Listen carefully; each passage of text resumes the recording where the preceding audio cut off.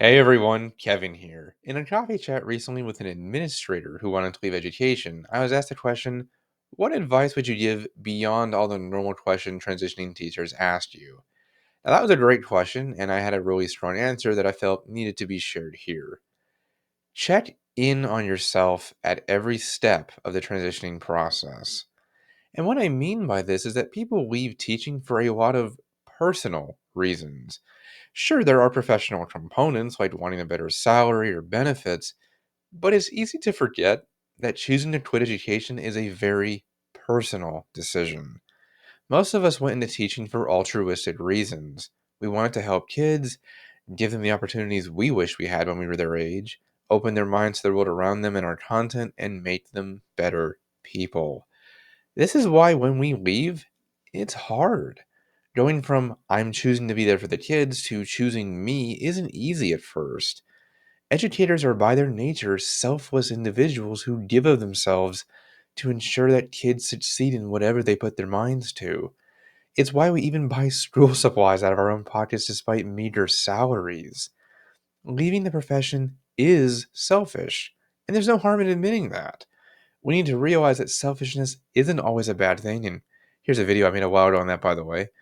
This is why we are going to experience guilt along the path into a new career that we never thought we would enter, even if it is indeed the right thing to do.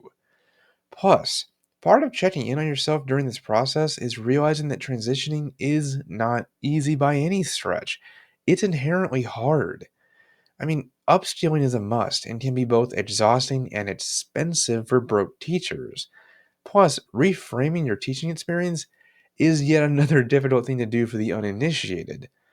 On top of that, LinkedIn and networking can be daunting to wrap your mind around at first.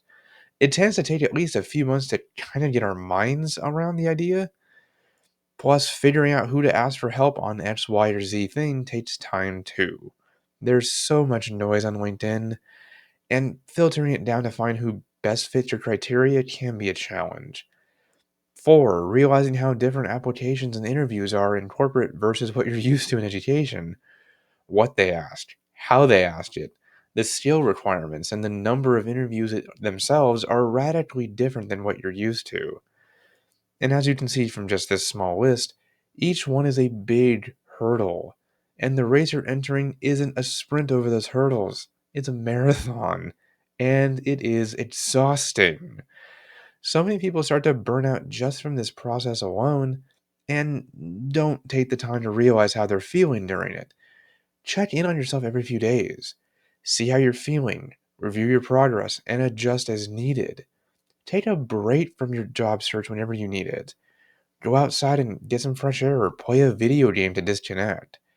Continue to make peace with what you're leaving behind and realizing that you're taking care of your mental health now by doing something for you instead of anyone else. And most importantly, ask for help when you need it. If you realize that you're getting stuck or reaching a point of frustration and just want to give up, reach out to someone you trust or follow on LinkedIn. Teachers have been trained over many years to never ask for help, and even when we did, it wasn't very forthcoming. We instead were siloed in our classrooms and rarely ventured outside except for mandated staff meetings at the end of the day when we were already tired and didn't want to talk to anyone at that point. In the corporate world, it isn't that way at all. Collaboration and professional development are always active and ongoing processes which are encouraged by companies.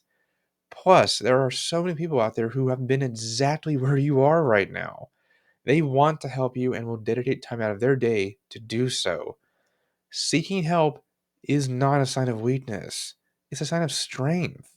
And you can only realize you need it by checking in on yourself and self evaluating how you're doing. It takes a lot of self awareness to do this, but it's vitally important to in order to succeed in your transition. And as always, if you need that exact help, I'm here to provide it whenever you need it. See you next time.